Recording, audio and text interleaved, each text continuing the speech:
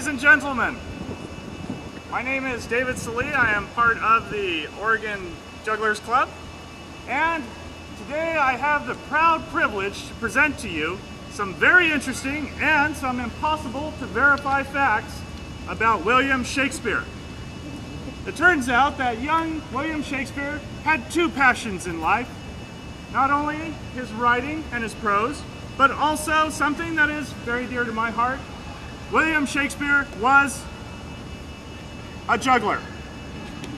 Yes, young Billy Spear often would juggle, and he'd use the juggling as a way to help him out between plays. Yes, he was able to switch between plays a lot easier after working on the juggling. Juggling would help him clear his mind and allow him to focus on plot elements. Ideas used to come very slowly to him, but with juggling, ideas came so rapid he could hardly keep up. Yes, plots used to be very simple, but when he added his juggling, plots became incredibly complex. Yes, he was able to weave very interesting plots together and have very fascinating characters going around in very interesting circles. But eventually, William Shakespeare, aka Billy Spear, he had a choice to make. Does he pursue the struggling career of a writer, or does he go with the more glamorous position of a juggler? Yes, it was clearly a case of to beanbag or not to beanbag. That was the question.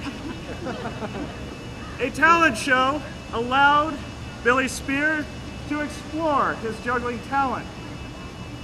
He decided he would enter, and so he would find out if he could make it as a juggler. So he practiced and practiced. He had amazing starts. He had very complicated tricks. He had tricks that were so complicated, so incredible that he knew that any audience watching would spontaneously burst into applause. Oh yes, he could hear it now.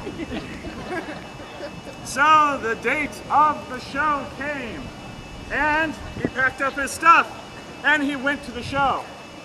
He was pacing backstage, waiting for his time to come out. And then the stage manager said, "You're on." And he said, "We'd like to introduce to you the talented juggling of Billy Spear." And so he came out, and he stood, and he saw the audience, and something happened. His hands, they started to shake. Not so good if you're a juggler. So he was nervous, he didn't know what to do. And his arms, they started to shake. Now he was really in trouble. He got even more nervous, and his whole body started shaking.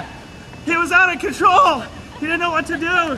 So he took his things, he threw them down and ran off. He ran off the stage. He was unable to perform. And the stage manager saw him leave and said, "Boy, that boy got the shakes, he does." And sadly, that moniker, that tag would follow him the rest of his life. And from then on, he was known as Billy Shakespeare. So sad. However, we should not, be concerned with Billy Shakespeare. After all, he did make a moderate success as a writer. However, he could never let go of his dream of being a juggler. In fact, everything he wrote was an homage to juggling, a tribute. William Shakespeare wrote everything in iambic pentameter. If we break those words down, we find their juggling tribute.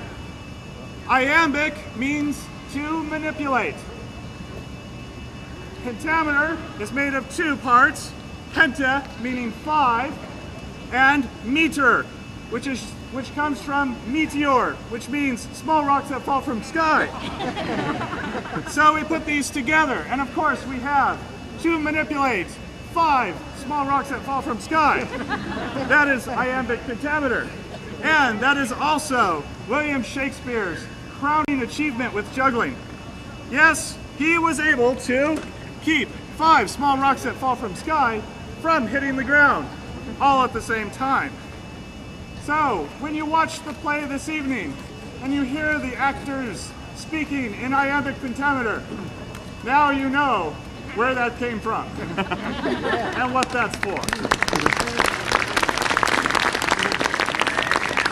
My name is Sallee, and it has been my privilege to entertain you this evening.